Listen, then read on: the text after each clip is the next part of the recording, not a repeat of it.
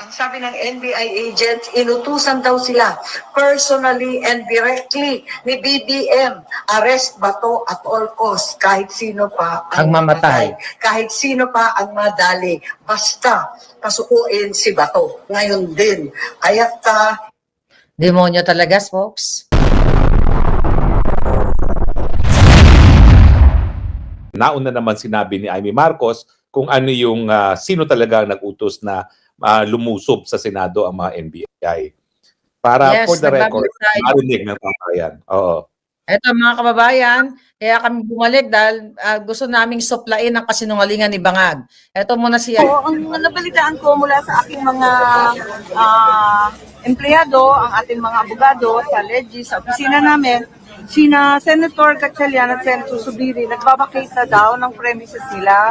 Kaya nagtaka kami, bakit alam ba nila ang mangyayari? Dahil kami nagkakaupos at inaabangan yung pagdating ng mga articles of impeachment kasi talagang determinado kami na talagang mag-convene ka agad para walang masabi yung tao na pinagtatakpan o dinedelay. Gustong-gusto namin na tanggapin na yung articles of impeachment. Andun kami, mahinahon na nagkakaupos, pinag-uusapan kung anong dapat gawin. Biglang ang balita, pati daw si Rules Secretary, si Mavic Garcia, nakatanggap din ng abiso na umalis ka na dyan, magkakagulo. Bakit alam nila? Kaya ako nagtataka, ang balita si Senator Lore nakatanggap din ng abiso. Pero ayaw naman niya maniwala, ayaw niya kami iwanan. Nagtataka ako bakit yung iba pinagsabihan. Ibig sabihin, may nakakaalam, meron ding naiwan katulad namin dun sa putukan, sa mausok at talagang kinandado kami doon. Kaya nagtataka ako, sino kaya ang nag-utos na lusubin ng Senado na may 4 na nakakaalam? Ngunit kami, walang kamalay-malay. Ma'am, nasan kayo nakaputukan dinig nyo? Ang lakas-lakas, nakakatawa nga kasi si Senator Joel. Ako sabi ko, putukan na yan. Sabi ni Senator Joel, takbo-kaway ako fireworks lang yan. Anong fireworks? Kalakas-lakas sa panlapit, papalapit ng papalapit. Doon sa amin, sa office ni SP, nagbibiruan pa kami, hindi kami maniwala, hanggang pumasok yung mga employees na tataranta, tinaharang na yung mga pinto, at nakakalapit na yung mga NBI o kung sino man ang nagpaputok. So talagang Senate siege ang dating, hindi ko maintindihan. Bakit naman isi-siege dito? Sa kagustuhan ba nila ito, maaresto si Senator Bato? Dapat sumunod lang sila sa Korte Suprema. Sinabi naman ng Korte Suprema, 72 hours, may TRO na. Ano pang gusto nyo? O di kaya, walang TRO. Maghintay kayo 72 hours. Wag naman yung ganito na sa kagustuhan, damputin. So, wala kami mahahaba. Forward ko lang. Katotohanan, no? Kapatid na yan ng Bangag Si na Matibag, nagsasabi. o kung sino man, Mga kababayan, ito yung sinabi ito. Wala dito sa video na to. Paparinig lang natin sa ating mga sabi kababayan. ng NBI agents, Ang inutusan sabi. daw sila personally and directly ni BBM, arrest Bato at all sila. Ito. Ang sabi ng NBI agents, inutusan daw sila personally and directly ni BBM, arrest Bato at all costs, kahit sino pa ang mamatay, kahit sino pa ang madali, basta pasukuin si Bato. Ngayon din, kaya't Yon, mga kababayan, spokes. So narinig niyo Yan mga ang kababayan katotohanan. na sinabi ng NBI agents na si Bangag ang nag-utos. Arrest Bato at all cost. Kailangan arestuhin si Bato. Ulitin natin para sa mga kararating lang. ang sabi ng NBI agents, inutusan daw sila personally and directly ni BBM, arrest Bato at all costs, kahit sino pa Ang mamatay. kahit sino pa ang madali, basta pasukuin si Bato. Ngayon din, kaya't Demonyo talaga, folks. At saka Mga kababayan, sinungaling. sobrang At ngayon, naguhugas kamay na wala raw siyang partisipasyon sa mga pangyayari ngayon sa Senado. Ganong siya talaga nag-utos na at all cost, kahit sino pang mamatay, arestuhin si Bato. Sinungaling, Bangag pa, sinungaling pa. Ano ba yan? sobrang sinungaling mga kababayan. Ganyan.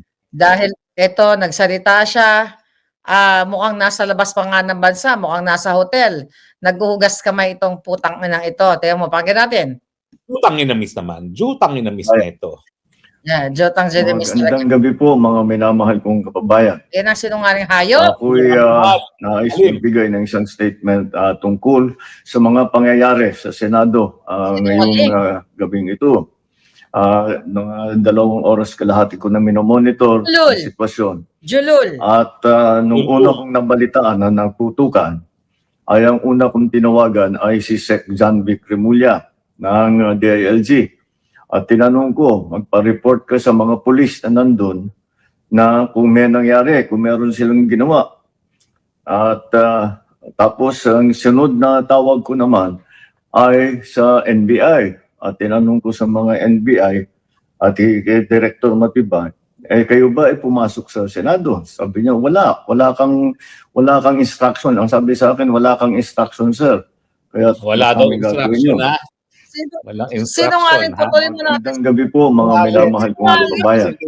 Marinig eh. Ako'y nais magbigay ng isang statement tungkol sa mga pangyayari sa Senado ngayong gabing ito.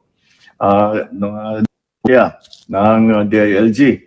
At tinanong ko, magpa-report ka sa mga pulis na nandun na kung may nangyari, kung meron silang ginawa.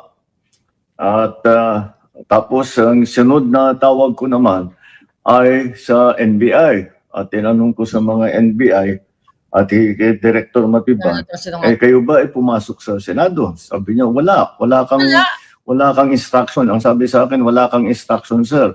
Kaya ba't namin gagawin yun? Kaya masasabi ko sa ating mga kababayan, yung nakikita po ninyo na naka-uniforme sa loob, sa mga sa news, ang mga naka-uniforme doon, 2 klase. Yung PNP, police, na naka-duty sa Senado. Nandoon sila para bantayan ng Senado, para mag-crowd control, para mag-secure ang Senado. Yung isa pang may hawak na naka-uniforme ay yung Marines, may Marine Detachment na nandun talaga sa Senado, tiga dun sila. Ang trabaho din nila is secure ang Senado at magbigay ng yung nakikita ninyong honor guard. Yan lang ang sundalo o pulis na nasa loob, tiga doon ang nandun. Yung isa pang nakita ninyong grupo na kasibilyan at may hawak na mga mahaba, mga usayon, yun naman sa Sergeant at Arms ng Senado. So lahat ng nakikita ninyong naka-uniforme o naka-armado ay nandun, ay tiga doon. Nandun sila talaga, doon sila nag-duty. At isa pa ay nais kong maibida sa inyong lahat, wala pong instruction kahit na kanino na hulihin si Senator Bato. Defensive. At ang nangyari, ang NBI, sinabihan ko nung lumabas yung resolution ng Supreme Court, mga alas 4 yung kaninang hapon, ay sinabi ko, umalis na kayo dyan. Nag-comply naman sila. Kaya nung kausap ko si Director Matibag, sabi niya walang NBI doon, nandito lahat kami sa opisina. At ayun po, ay dahil kong mapaalam na sa lahat ng ating mga kababayan, itong pangyayari na ito, ay tayo maging kalma lang po. Nakausap ko na si Senate President Alan Cayetano at nag-agree kami. We agree that the thing to do now is to tell our people all to calm down. And we will get to the bottom of this. Alamin natin kung sino ang gumawa nitong gulo na ito. Ito ba ay talagang nagka-enkwentro lang? O ito ba ay may kasama sa mga distab? O nagsusimula ng gulo? Kailangan po natin malaman yan. Kaya mag-iimbestiga sabay ang Senado at saka ang PNP tungkol dito. Masasabi ko lang at para hindi po mag-alala ang taong bayan, hindi po gobyerno ang gumawa nito. Walang pumasok na tigalabas na sundalo, na militar, na NBI sa Senado. Hindi po natin alam kung sino yun na sumubok na pumasok at saka dahil doon ay nagkaputukan. Aalamin po natin. At kinukuha po natin, kinukulikta natin ngayon lahat ng ebidensya na nandiyan. Maraming salamat po. Kalma lang po. Asahan ninyo yung gobyerno po ninyo. Hindi gagawin ito. Okay, mga kababayan. Anong masasabi niyo naniniwala ba sa kayo? Julol na bangag na bangag? Anyway, malinaw sa sinabi ng mga NBI agent kay Amy Marcos ng utos, arestuhin at all cost kahit sino pa ang mapatay. And yet, syempre ngayon, hugas kamay itong bangag. Bakit siya hugas kamay? Kasi talagang napakasama ng ginawa ng NBI doon sa Senado. Linusob sa kauna-unahang pagkakataon ng Senado na kinikilala natin bilang bastyon ng demokrasya dahil ang mandato ng mga senador nang gagaling sa buong sambayanan, silang inaasahan natin na maging kontrapuwersa sa pagmamalabis ng kapangyarihan ng presidente. At for the first time nga, at least si Marcos Sr. ang ginawa, pinadlock ang Senado. Hindi niya pinalusob. Ito, pinalusob talaga ang Senado. Sinungaling, bangag na sinungaling pa. Napakasinungaling mga kababayan dahil sinasabi niya na wala daw taga NBI. Pero nung tumawag daw siya kay Matibag, sabi niya na naglabas ang Supreme Court ng statement na binibigyan si Senator Bato ng 72 hours to comment.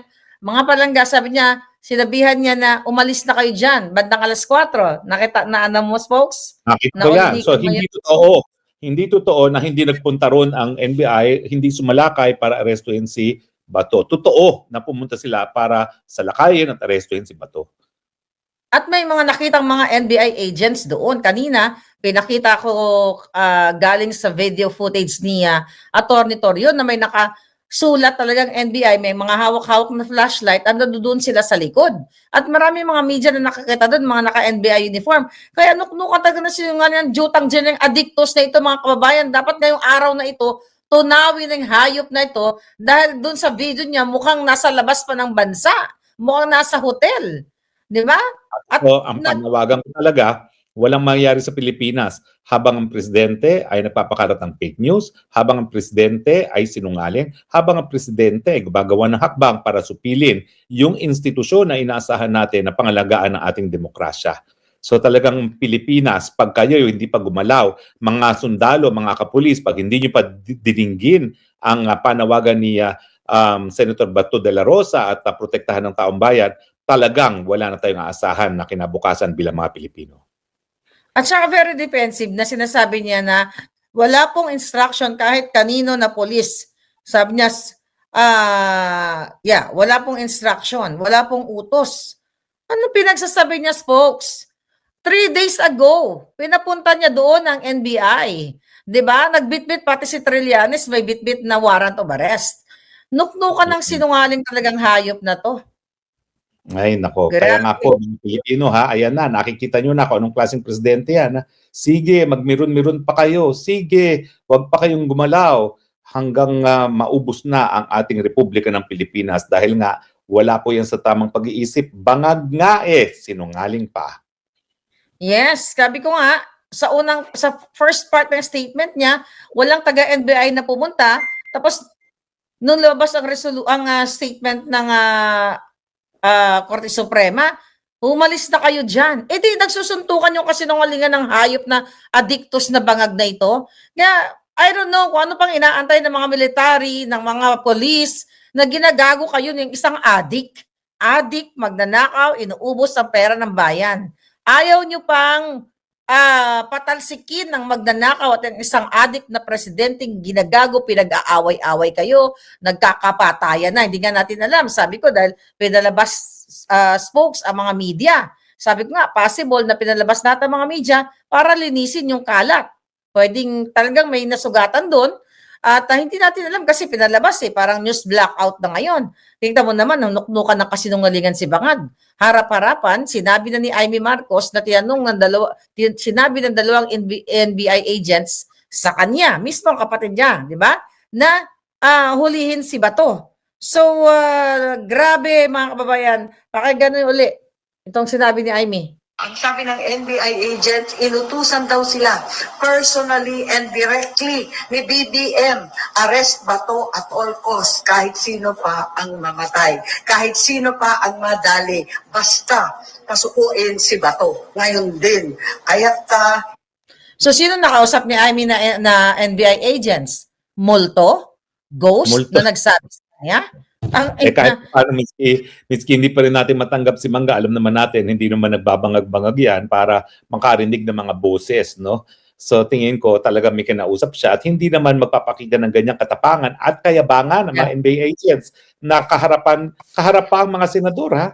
Nakita mo yun, yung sinasabi ng Matibag kay Risa Ontiveros at kay Loren Legarda, wag niyo ako sisigawan. Aba, alam ko yan, kilala ko yan si Loren. Kita mo nga si Pia Cayetano na napakahinhin, na buwisit, nagtititili na rin doon, no? Talaga naman yan ang hinahangaan ko sa mga kababaihan, no? Miski sila ay mga Maria Clara, kapag sila inapakan, talagang lumalabas ang kanilang mga kuko at talagang mangangalmot sa muka ng mga nag-aabuso sa kapangyarihan. Correct. At ang sinasabi niya sa spokes na alamin natin kung sino ang gumawa nitong gulo na ito. At ito ba talagang encounter lang naman talaga gumagawa ng gulo. Talaga, pati pagdukot kay Tatay Digong, meron na tayong testigo na siya nagsabi, isa kayo na yan, ngayon din. Gaya ng sinabi niya na arestuhin na yan, kahit sino pang mamatay, arestuhin niyo yan. O di ba, consistent yan dun sa mga pangyayari na talagang siya ang punot dulo sa paglalabag sa ating saligang batas, sa pangingidnap ng ating mga pabayan at the same way na siya rin ang punot dulo ng korupsyon sa ating bayan. Yeah, at ginagawa niya talaga tayong tanga dahil sinasabi niya na baka ito ay, distab or, Oo. Siya ang number one destabilizer ng bayan natin, siya mismo. Yeah.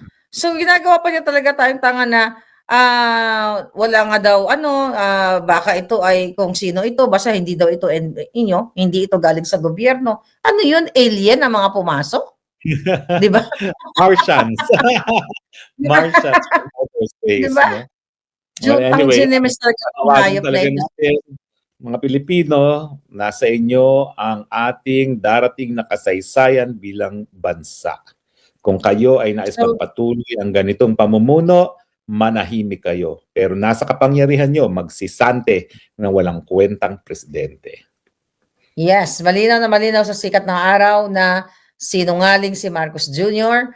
dahil nga ginawa niya na ito kay Pangulong Duterte, pinakidnap at meron tayong witness dyan na sinabi niya na isakay na sa eroplano si PRRD noong March 11 last year at 100%, 1,000% na ang pagpapadukot kay Senator Bato ay siya rin ang nasa likod dahil binuking na siya mismo ng kanyang kapatid.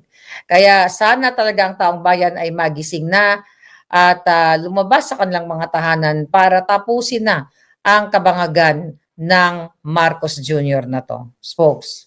Meron tayong kasabihan, ang sinungaling, kapatid ng magnanakaw. Pero si Bangag Marcos Jr., ang magnanakaw ay sinungaling din. Mga kaibigan, na kailangan maghusga na kayo para sa ating mga sarili, para sa ating mga susunod pang henerasyon. So pagtatapos natin itong ating pahabol na broadcast, ang gawin natin ay ang bangag-bangag-bangag. 1, 2, 3. Bangag-bangag-bangag. Bangag-bangag-bangag. Bangag-bangag-bangag. Bangag-bangag-bangag.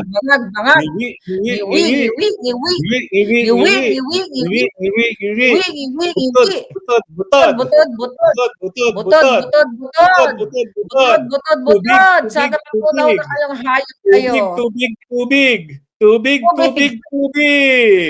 Maraming salamat po. See you. Tulog ka na, Marlica. Tulog ka na at salamat sa iyong pagmamahal sa bayan. Bye-bye. So mga kababayan, sana magising na kayong lahat at manindigan.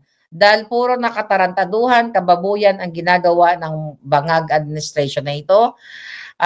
Siguro naman, matalino naman kayo at meron kayong pangarap sa inyong mga anak, sa mga susunod na henerasyon, panahon na para patalsikin ang isang adik, ang isang sinungaling na presidente. Harap-harapan mismo ang pagsisinungaling, gumagawa ng kwento na kesyo distab or sino daw ba ito pumasok, hindi daw galing sa gobyerno. Ikitang-kita nyo naman na ang mga taga-NBI 3 days ago ang lumusob doon at kasama pa si Trillanes para dukutin si Senator Bato. So tanga na lang po ang taong bayan kung hahayaan yung magpatuloy ang isang adik na si Marcos Jr.